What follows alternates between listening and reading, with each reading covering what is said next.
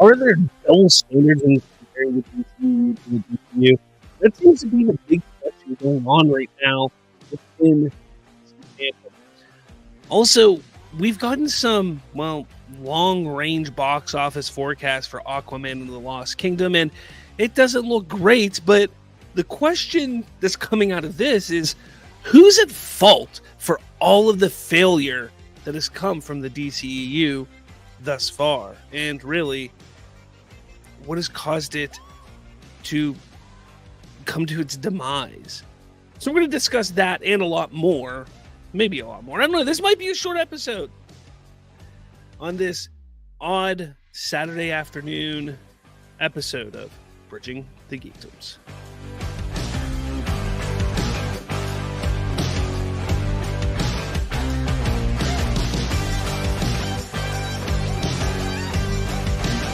What's up?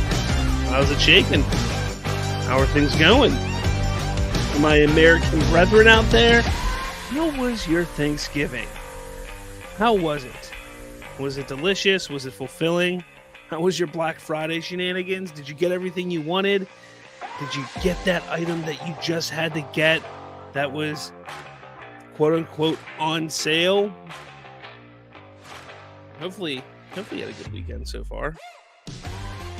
It's been an interesting week as a DC fan, if you want to put it that way.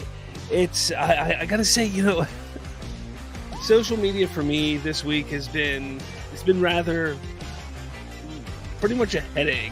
It's been insane. From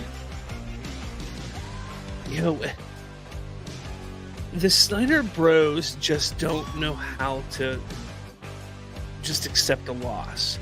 And they'll sit there and they'll act like, oh, my leader, our leader, just never retreat, always go forward, blah, blah, blah, all that crap. And, because Zach, that's what he said. Look, it's not about accepting defeat. It's about picking your battles. It's about understanding the landscape of the quote unquote battle or the war that you're fighting.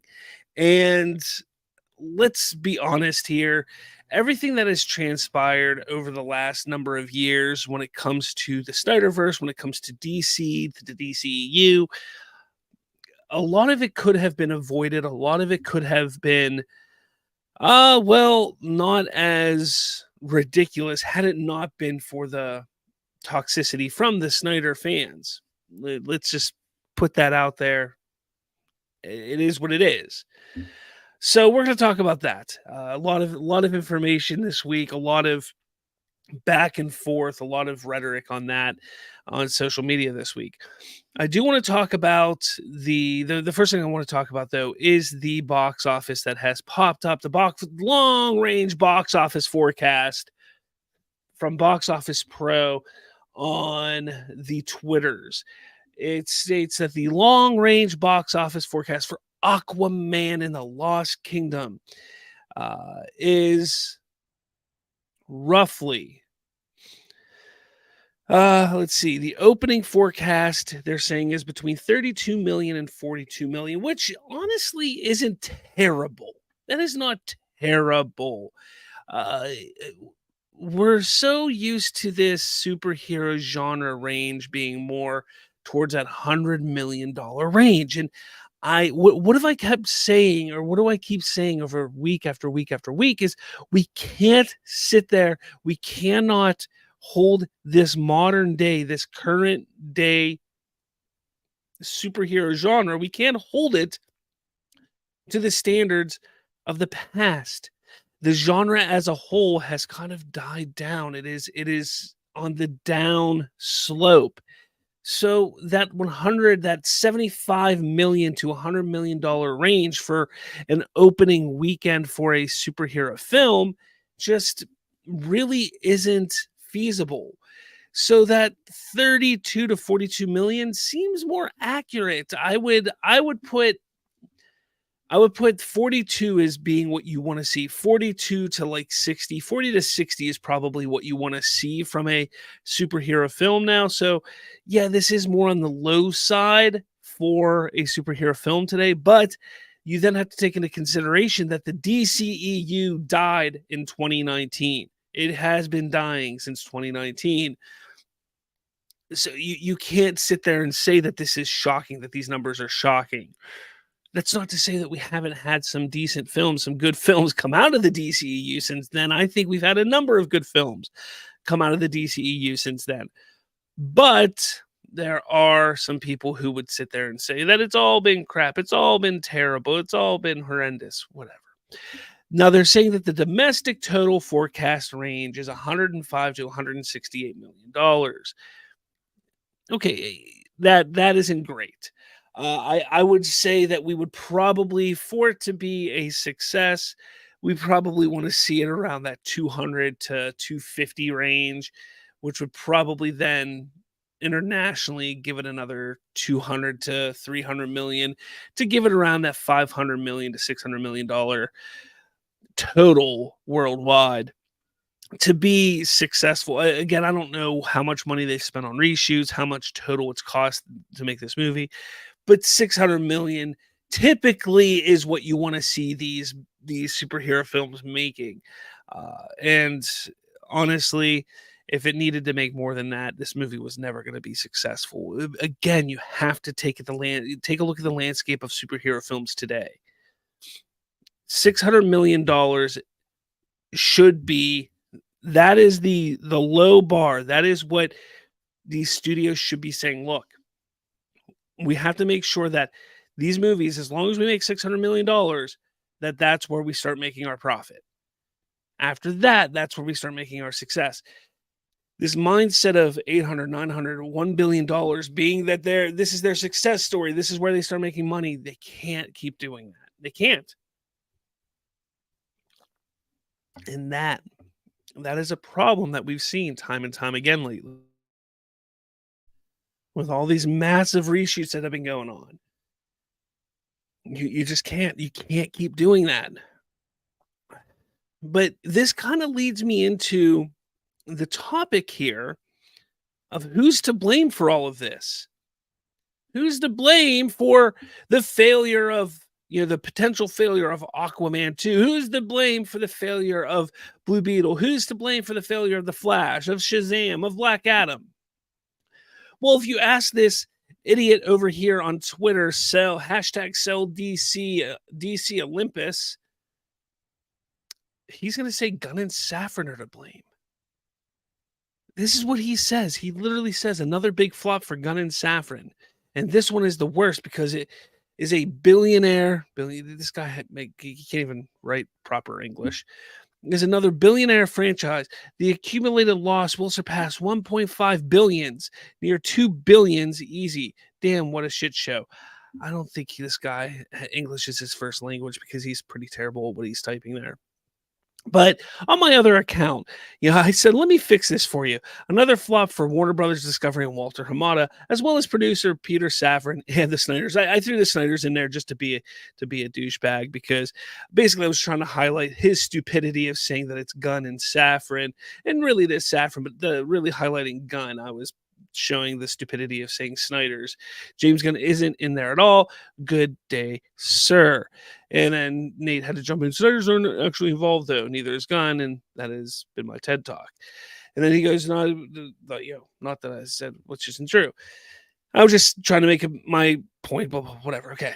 So anyway, this is what's going on right now. Everybody, these Snyder Bros want to try and make a point about the failing DCEU right now, that all of these movies, these last 4 or 5 films, which have been failing miserably at the box office, unfortunately, because I thought, especially Blue Beetle was fantastic. Blue Beetle was a great time. It was a fun movie. I don't know why people didn't want to go see it. I don't know why people didn't go see it. It was a good movie. Sure, the Flash, I understand that whole issue around that. There's a lot of reasons why people didn't go see that. There's a lot of reasons why people didn't want to see it. There's a lot of reasons why people shouldn't have seen it. I get it. It was still a good movie, but I understand it. Shazam 2, that's another one I really was shocked about because the first Shazam was such a fun time. And The second one, while it wasn't as good as the first one, it was still a fun movie. It was a little darker than the first one, but it was still a fun film. Black Adam wasn't terrible. It wasn't look, it wasn't a great movie. It was probably one of The Rock's worst films, but it was still a fun film. So I don't understand fully what is going on with all of these. I won't say I don't understand. I understand what's going on with the failures of the DCEU, but I don't understand why people want to. I don't understand why people can't easily find or realize and understand the failures and why they want to so quickly blame people who aren't at fault. If you understand what I'm saying, this Cell DC Olympus guy wants to sit there and blame Peter Safran and James Gunn. I understand blaming Safran. Safran, you can sort of blame there because Safran was a producer on many of these films. He was, and that's fine. So you blame Safran for being a producer on these movies. How involved in these movies was he? Because let's not forget, producers are sometimes just producer in name. They may not have any involvement in the movie at all. They could easily just be somebody who found $10,000 in some offshore account to help fund the film, and that's it. So there's way that he could not be involved at all. But again, I get it. You can, because his name is truly attached to many of these movies, I can see you can blame it. But blaming Gunn for these films is just asinine. This is just ways that people want to say, well, James Gunn is the CEO of DC Studios right now, and well, it's a DC movie, so we gotta blame him. It's not how that works, people. It's not how it goes. This is not a DC Studios film. This is not a movie that James Gunn made. This is not a character that James Gunn helped create this iteration of. And that's what people don't seem to understand. And it's starting to get out of hand. Look, you don't need to like James Gunn. You don't need to like what he's done. You don't need to like how he has handled his comic book movies. That is fine. But don't be an asshole. Don't be one of those people that sit there and put blame on him that he doesn't deserve. If you want to have problems with the Suicide Squad, but yet more power to you. If you don't like the Peacemaker film or show, put blame on James Gunn. That is okay. If you don't like the Guardians of the Galaxy films, that's James Gunn. There you go. But saying the Flash failed because of James Gunn, saying that Blue Beetle failed because of James Gunn, saying that Shazam failed, saying that Aquaman is going to fail because of James Gunn, that's just idiotic. Well, James Gunn announced his DCU slate before these movies came out. It's all his fault. That's what Snyder Bros sound like. And you sound idiotic. You're idiotic. As I've said, these DCU movies were failing years before James Gunn was involved. Years before James Gunn even wrote the Suicide Squad. Years before James Gunn put a camera, he had a camera rolling for the Suicide Squad. And you want to hear the craziest thing? While those DC films were failing, his Suicide Squad was praised by critics and fans. His Peacemaker show was praised by critics and fans. Think about that for a second. You want to sit there and blame James Gunn. You want to sit there and push back at James Gunn. You want to sit there and say he's the reason for this failure. No. Out of everything that's come out over the last 5-6 years, well, 4 years. 4 years. Out of everything that's come out of the past 4 years, that's part of the DCEU. Not Zack Snyder's Justice League, not the Batman, not Joker. The DCEU. James Gunn's The Suicide Squad and James Gunn's Peacemaker are the only two projects that have been praised both critically and by the fans. They've been praised by the critics and by the fans. but the Suicide Squad only made $170 million. But that had a lot of issues around the pandemic, around marketing, around being rated R, around a whole bunch of other stuff. People just don't want to get into that. They don't want to accept that. They don't want to see that because it doesn't fit the narrative of the Snyder Bros. It doesn't fit the narrative of that. So no, James Gunn is not at fault for the failures of the last 4 or 5 DCEU movies. They've been failing way before that, and that's why these movies failed. The audience just doesn't care about these movies anymore. They don't care. They will start to care. They will start to get excited. They will start to, you know what? I want to play some music, I think.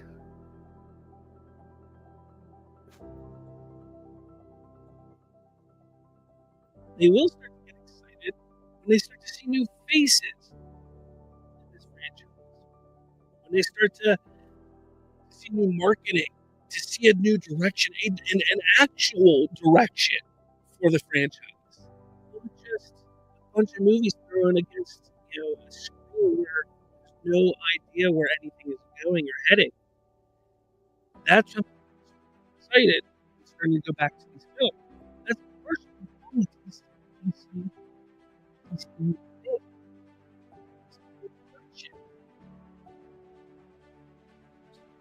rooting, and then there was no direction.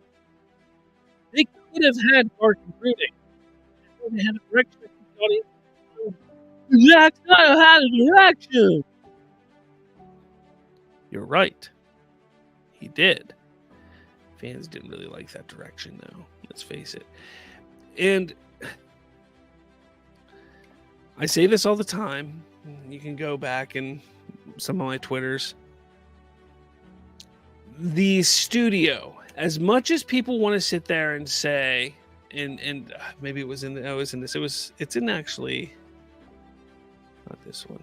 It's in this here somewhere. There's a lot of discussion about these double standards, and that's what we're going to get into now. There's these double standards that when you start to talk about the DCU, when you start to talk about the DCEU, people are starting to freak out, and they're like, why is it okay to have all these different characters in the DC? Why are people so excited about having Hawkgirl and Mr. Terrific and Lois and Jimmy and Lex and Superman, all these characters in this Superman movie, but people were so mad when there was a Batman in Superman, Batman v Superman. It wasn't that people were simply mad about Batman being in Batman v Superman. And it wasn't people were mad about having Flash pop up or Aquaman or Wonder Woman pop up or Cyborg pop up in Batman v Superman. It was people were upset how they were shoehorned in, how they didn't feel that they were given substance to be like, this is the Flash, this is Aquaman, this is Wonder Woman. Yeah, well, they did Wonder Woman pretty well, but that's what people had a problem. I'm not saying I did. I'm saying I understand where people were coming from. I didn't mind it, but the area that us as Snyder fans, the fans need to understand. If you're a fan of Zack Snyder's work, if you're a fan of those movies, you can't just sit there with this dogmatic mind, this idea that everything that you think, everything that you believe in and that you love is 100% perfect and right, and there's no other way of thinking. Because right now, that's all the Snyder Bros act like. It's all the Snyder fans act, well, not fans, but the cultists act like. That's not true. You need to have an open mind. You need to understand that there's some people who just don't like what Zack was doing. And there's a lot of people, not just some, there's a lot of people that didn't like what Zack was doing. And it's not just simply They didn't like the idea that he threw in a bunch of characters into Batman v Superman. It's that they didn't like the story and how it played out and how the characters were brought in. Right now, people are absolutely excited about adding these characters to the movie. All of these characters, Mr. Terrific, Hawkgirl, I can't remember everybody else right now, including all the main Superman players. That's all great. That's all exciting. That's all fun. People are going to love this. People are going to like it. I know I'm going to enjoy it. I'm going to love it. But what's going to happen is when we see the movie, when we understand the story, when we see what's going on in the story, that's when we're going to realize, that's when we're going to know, does it work? Does it work with what they are doing? Jonah of the Nerd Age on X. I believe the Nerd Age is a podcast. I believe I've actually thrown their name out here on my show a few times. The show's pretty good. I've checked them out. Pretty good.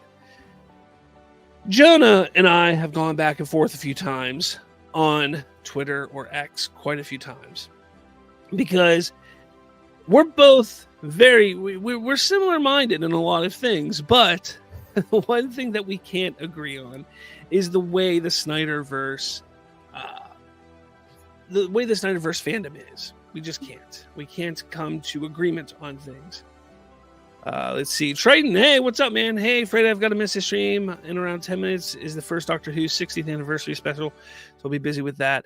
Yeah, Doctor Who. I could never get into Doctor Who. I just couldn't do it. I watched the first, well, not the first, but I watched the Christopher Eccleston season, and after that was with the David Tennant. I watched like the first 2 episodes, and I just couldn't get into it. I liked Eccleston, but I just couldn't get into it. I couldn't stick with it.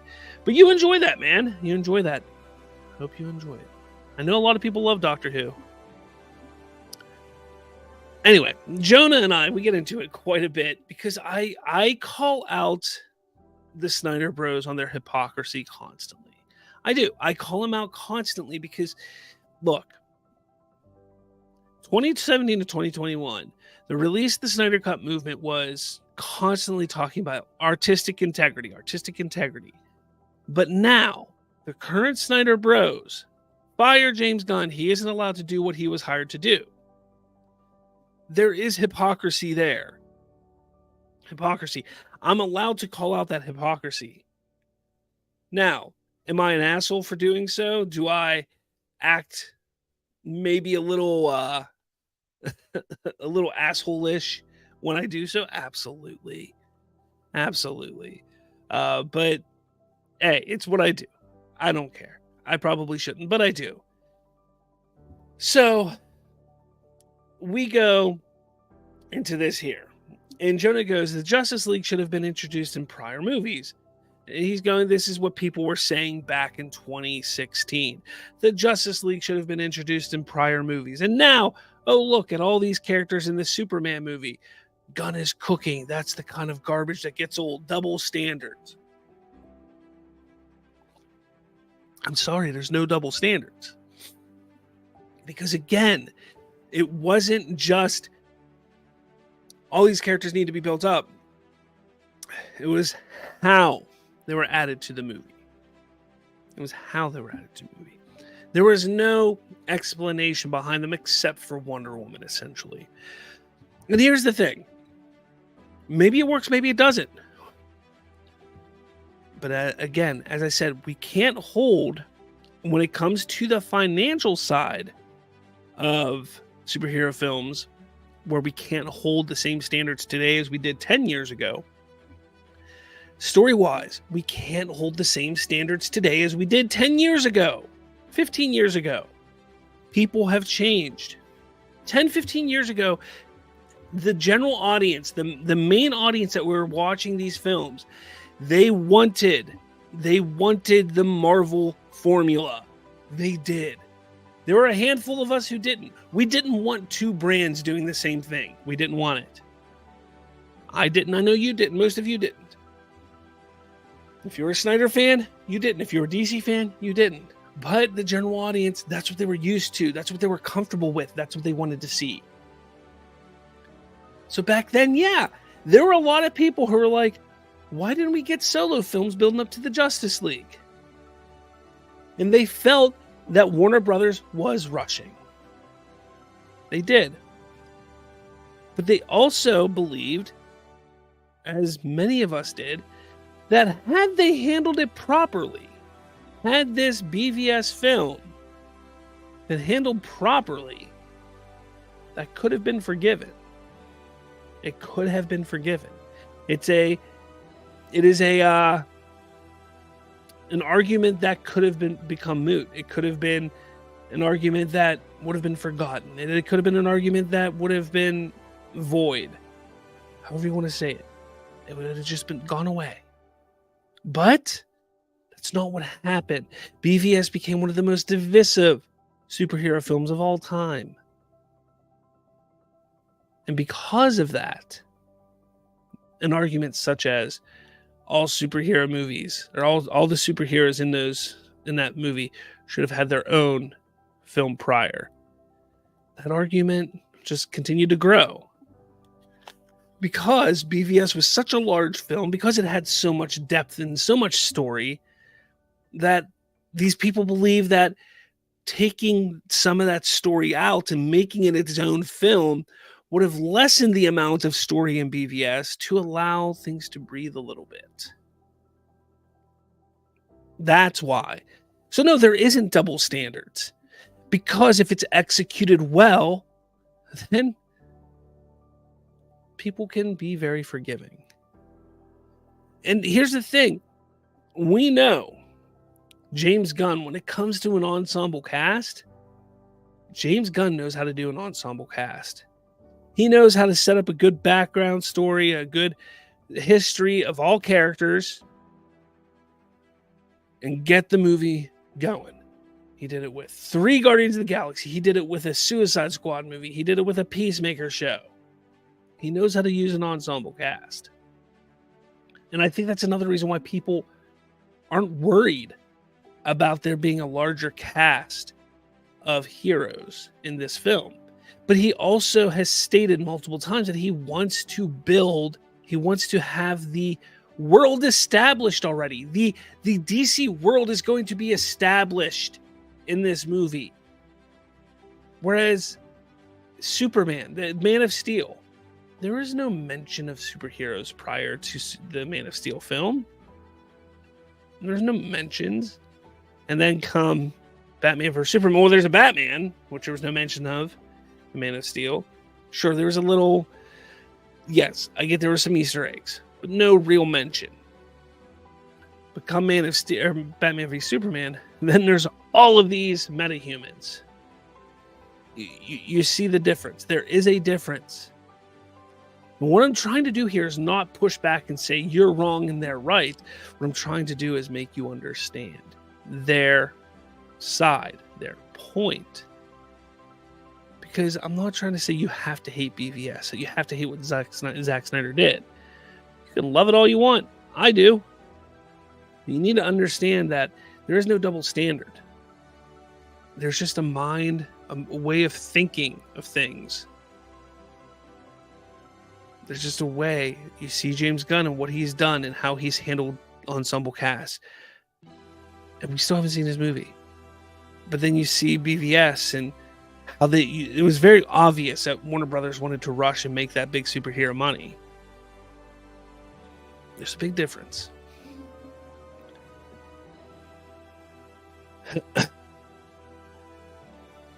I go again, that is the Snyder Bros pushing that, not fans. People are excited to see how it plays out because they are now excited for a new formula. Hence the new era of the genre where we can't hold the films of today to the standards of 10 years ago. Jonah goes, it's not a new formula. Gunn is just making a Marvel movie with a bunch of characters that won't have any substance. But y'all will lose your minds because Superman has red underwear and it has Jimmy Olsen. Okay. I don't believe he's making a Marvel movie. I don't believe he's making a DCEU movie either. That's what people don't understand. James Gunn is not going to make the Suicide Squad into a Superman movie. He's not going to make the Superman movie into the Suicide Squad, however you want to say it. It's not going to be a Peacemaker-esque Superman movie. He's not making a Marvelized Superman movie. He's not making a DCEU movie. He is creating a Superman movie and setting the tone with that. If that makes any sense. He wrote the characters. He's going to allow the actors to create these characters. He's going to allow the movie to set the tone of this universe. But the beauty of it, from the way that he's talked in interviews, the way that he's set up this Gods and Monsters universe, this first chapter of Gods and Monsters, we're going to get a Swamp Thing. Do you really think Swamp Thing fits into a Marvel-esque type of formula? Hell, Swamp Thing doesn't even fit in the DCEU formula. You think that's going to fit in either of those? The Authority. I could see that fitting into a Marvel type of formula, but more of an Eternals type of formula, which Marvel fans did not like. So, yeah, sure. I see what James Gunn is doing. I see that he's doing something very different than the norm right now. And I'm all for it. And I hope that he has success with it. I hope that he does well with it. I hope that he sticks to it and he doesn't fall victim to falling into old habits. But even old habits for him, Guardians of the Galaxy, he was never really held to any Marvel standard because he was outside of the Marvel universe with that. That first Guardians movie was so detached from the MCU. Same with the second one. The third one was very detached, but it was brought more into the Marvel universe just because of the interweaving of the MCU between the second and third one with the main storyline. Personally, I don't see him doing that. See, and I say making assumptions that it will suck instead of being better than those you claim to have been toxic in 2015-16, you stoop to their level. Why? Because reasons. Instead of doing that, why not show a little class and push hope? You don't need to be excited, though. And that's my point. I say this constantly. You don't need to be excited for what James Gunn is doing. You don't need to sit there and like James Gunn. You don't need to sit there and say, I'm excited. I love James Gunn. James Gunn is the greatest director of all time. But you could sit there and say, you know what? I hope he does well. I don't like the guy. I don't like the movies he's made. But you know what? I like DC characters. I like Superman. I like Batman. I like the DC universe. So I hope James Gunn does well. I hope he makes something that I like. Does it mean I'm excited? No. But I hope that he makes something I like so I can eventually be excited. So I can enjoy myself in the movie theater again with DC films. What is the problem with that? Why are people so afraid? Why are Snyder Bros so afraid of saying that? It's almost like they forgot the message that their cult leader, Zack Snyder, was teaching you in Man of Steel. Hope. We should all have hope. We should have hope that there will be the best outcome for something that we love, for something that we need, for something that there is.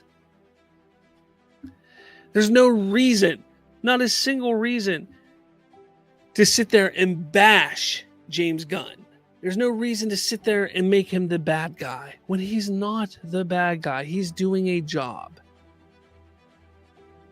Zack Snyder's Snyderverse ended in 2017. It ended in 2017. 2021, 2017. Since then, I give you this. Since then, it's been a downhill slope for the DCEU. It has died constantly. Every movie, worse and worse and worse. Financially, look, I think some of the movies have been good, but that doesn't mean financially they've been great. We're now in a new age of DC. There's no reason to sit there and say the new DCU is going to be shit, it's going to be ass, it's stupid, I'm not going to support it because it's going to be crap. Nobody should support it. We should boycott, we should do that. No, there's no reason for that. We should sit there and say, I hope it's good. I hope I can get excited about DC again. I hope that I could go to a theater with my popcorn and come out of the theater smiling, wanting to go back in and watch that movie again. That's how we should all be acting right now for the upcoming DCU. That doesn't mean we're excited. That doesn't mean we like James Gunn. That doesn't mean that we love what James Gunn has been doing so far. It doesn't mean that we agree with how he's handled everything. But having that hope, that is what we should be having. It makes sense. There's no reason not to have the hope. Jonah, it's not making assumptions. It's based on his filmmaking. I hated his Suicide Squad. The other guys on our podcast also hated it.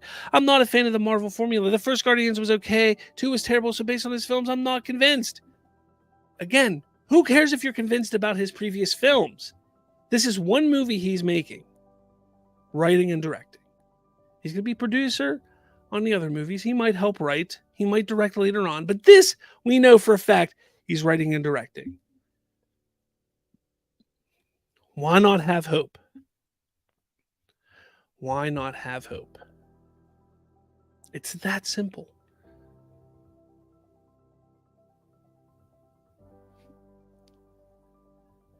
James Gunn has made more than $2.6 billion in the box office with his movies. 6 movies total that he's directed completely.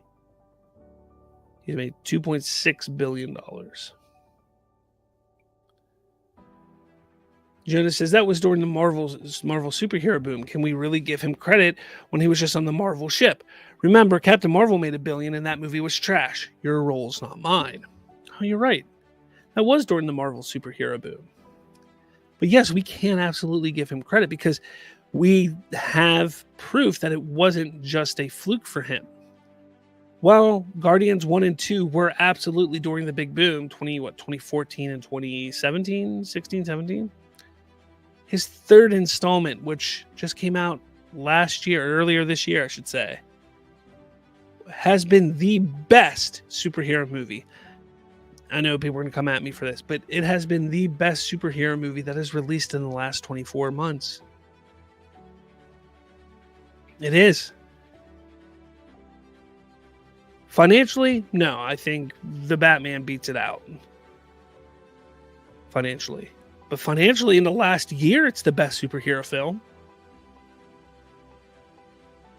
And then he had the best and the widely, critically praised holiday special last year for Guardians of the Galaxy.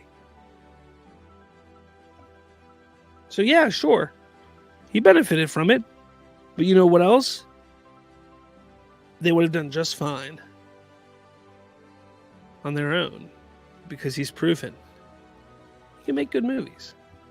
So no, it isn't a double standard. We are not sitting here making a double standard for DCU versus DCEU. It was a different time, and I don't care what anybody says. You can sit there and say all you want. You can't say that. You can't say that. You can't say it was a different time because that's a double standard. You can't say that. You know, it's just convenient for you. You can say that about anything. Movies change. Audience opinions change. And that's something that it's just something that happens. take a look at how over decades, over generations, Westerns were big. Then you had crime dramas. Then you had the big action films. And then you had your superhero movies. You had your rom-coms. You have these. Everything kind of moves in a cyclical way. We're gonna come back to Westerns at some point. It's what happens. So yes, you can absolutely say, look, 10, 15 years ago, the audiences wanted something completely different than they want today. 10, 15 years ago, those goofy Marvel films, formulaic Marvel films, that's what the audience wanted. But today they don't want that. I wholeheartedly agree that if Zack Snyder's Man of Steel didn't release until 2023, it would be $1 billion movie. Batman v Superman, $1 billion movie. Zack Snyder's Justice League, $1 billion movie. Or a roundabout. They'd be successful. Because I think that's what fans want to see. The audience wants to see. Does that mean James Gunn's going to struggle? No. Because I don't think he's going to give us the Marvel formula. But I don't think he's going to give us the DCEU formula. I don't think he's going to give us the Snyderverse formula either. But he's going to give us a formula. He's going to give us a franchise, his own spin on the genre. He's going to give us something I think that is going to be enjoyable. Again, I don't think it's going to be as big, as large as the Marvel Cinematic Universe was. I don't think we're going to see that for a long time. A long time. We're not. But we should not be holding the superhero films to that standard right now because we're past that. A movie in 2016 that made $1 billion today would probably make $750, $850. That's what we should be looking at. That $850, $900 million mark at most. That's going to be the $1 billion now for movies. Early prediction. The camera hasn't even rolled yet. We haven't seen one image, one iota for Superman Legacy. Not a single thing besides casting. Superman Legacy. $680 million. That's what I see.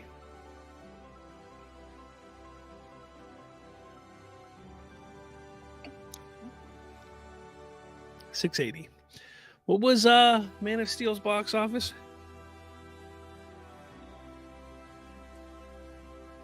Let's take a look. $668. So it would beat out Man of Steel. It would beat out Man of Steel. That would make the Snyder Bros very, very angry. They made $670. So it would just beat it by $10 million. I will say this. Man of Steel, I say this all, it is to me, to this day, the number one, the best superhero origin movie to ever come out. But as much as I love to see it, be the number one Superman movie grossing, we need to see Legacy, not to see the DCEU continue, just because if Superman Legacy does even $1 less than Man of Steel, the Snyder Bros will not let that down, and I will want to punch them all in the face. It'll be so annoying. So annoying. No. All right, well, that's the show. I figured it'd be a short one because it was just me. But yeah, I wanted to get something out there today. I just wanted to get a show out this week. I know it's late. Just need to get something out there. Next week, back to our normal normal show stuff. Hopefully. I don't know. Normal Thursday show next week, guys. Don't worry. Yeah. So make sure you hit that subscribe button, smash that like button, smash that subscribe, hit that like button. I never remember which way to say that. People, I don't know. Do it some way. Oh yeah, I got this thing too. What if the Obi-Wan Kenobi show didn't suck? This one's for you, Triton. Go find this video. Version of Geekdoms presents What if the Obi-Wan Kenobi show didn't suck? The show's a hit, guys. People love it. Got some great comments. Go check it out. It's fun little project I did. I'm working on another one now that Snyder fans may enjoy. I just started writing it up the other day, so should be fun. All right, guys. With all that said, I guess I will talk at all of you later, and yeah, happy late Thanksgiving. Get ready for Christmas. It's that time of year. I want to come up with a Christmas special, I think, this year.